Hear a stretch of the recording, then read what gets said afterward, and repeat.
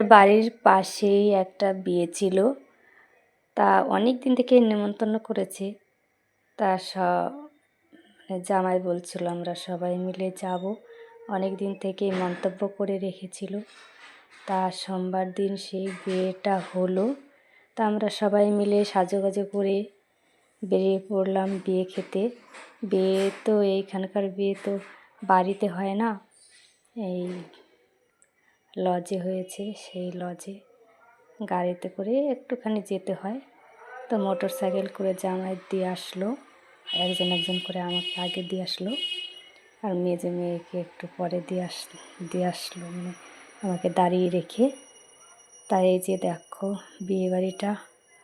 বিয়েবাড়িটা তো খুব সুন্দর করে সাজিয়েছে। এই যে জামাই, মেয়ে, বর আমরা যখন গেছি বরটা দেখে এসেই গেছে।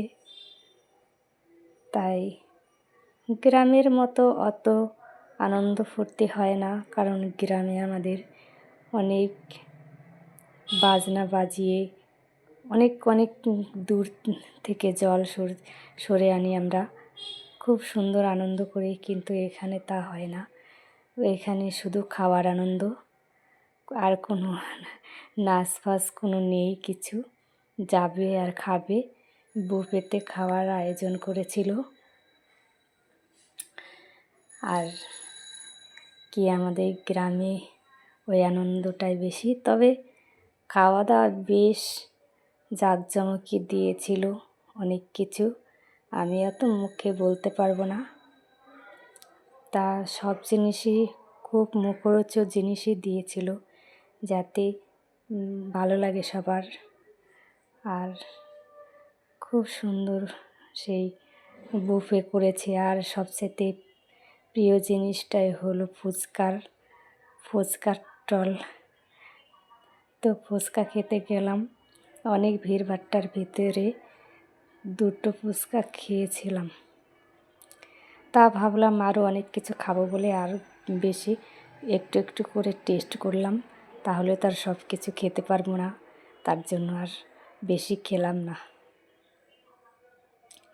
সত্যি খুব ভালো লাগছিল, যদিও আমাদের গ্রামের মতো আনন্দ না হয়, তবে খাওয়ার আনন্দটাই খুব সুন্দর করে বুফে সাজিয়ে দেখো কী সুন্দর লাগছে, খুব ভালো লাগছে।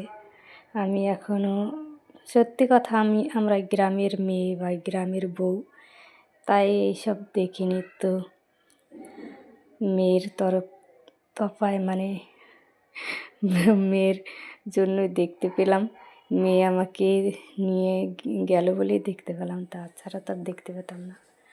দেখো খাওয়া দাওয়ার কোনো ব্যাপার নেই, ভিড়ভাট্টার কোনো ব্যাপার নেই, অনেক লোকের 700-800 লোকের আয়োজন ছিল।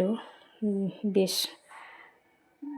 ধনী পরিবারের মেয়ের বিয়ে ছিল, তাই অনেক খাওয়া দাওয়ার আয়োজন করেছিল, মুখে আমি বলতে পারবো না। তবে লাস্টে একটা লিস্টে পড়ে নেবে। আর ভিডিওটা অনেক অনেক বড় হয়ে গেল, দয়া করে একটু দেখে নেবে বন্ধুরা।